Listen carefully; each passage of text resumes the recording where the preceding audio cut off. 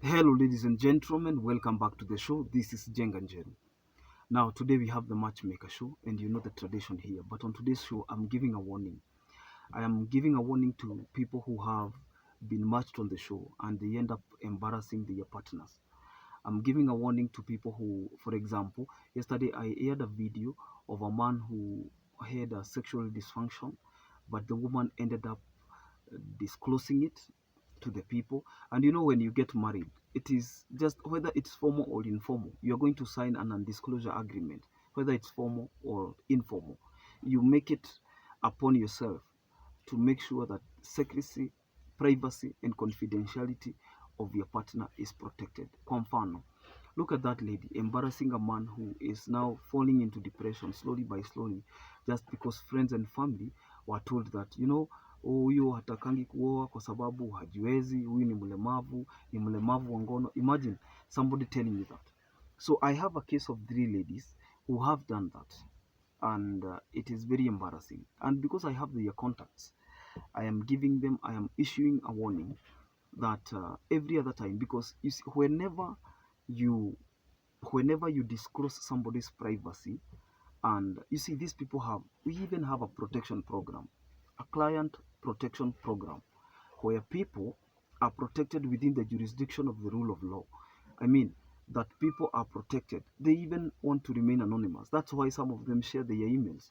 And then that person believes that because you're an adult, they give you an opportunity.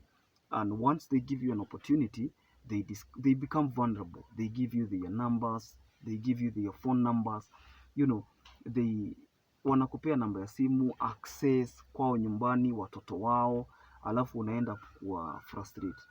I'm telling you that you will not be walking away, because we can embarrass you in equal measure, and we can take the necessary steps. Okay, there is what we call defamation.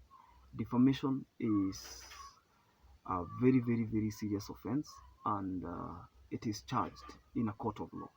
Defamation is where you take somebody's name and taint it negatively, okay, for whatever reason, whether the reason was selfish or selfless.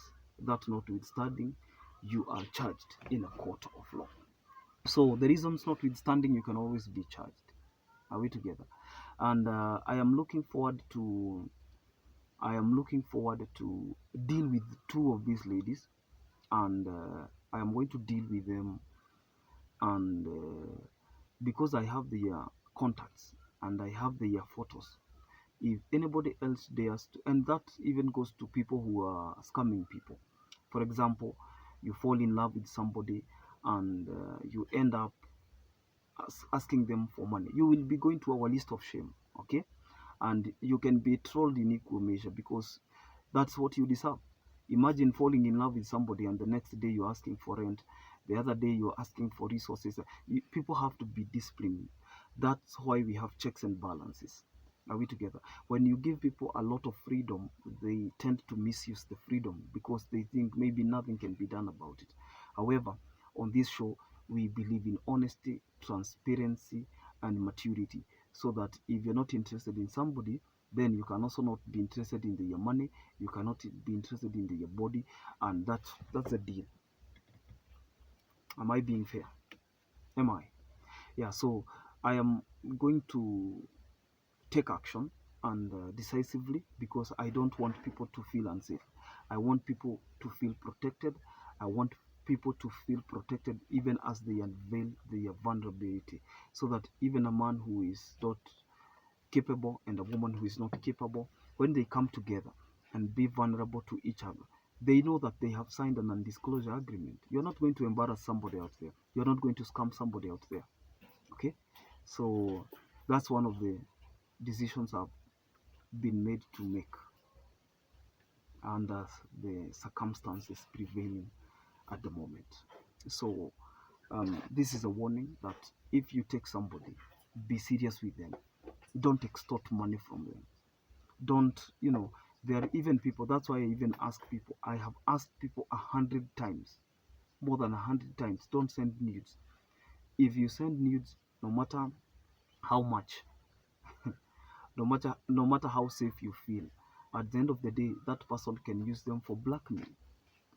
These are basic common sense concepts that we are supposed to follow, so that at the end of the day nobody will, so that hata mkiachana na huyo mtu, even if you are to leave that person today, they don't hold anything against you. Are we together? So that's something I thought would be important.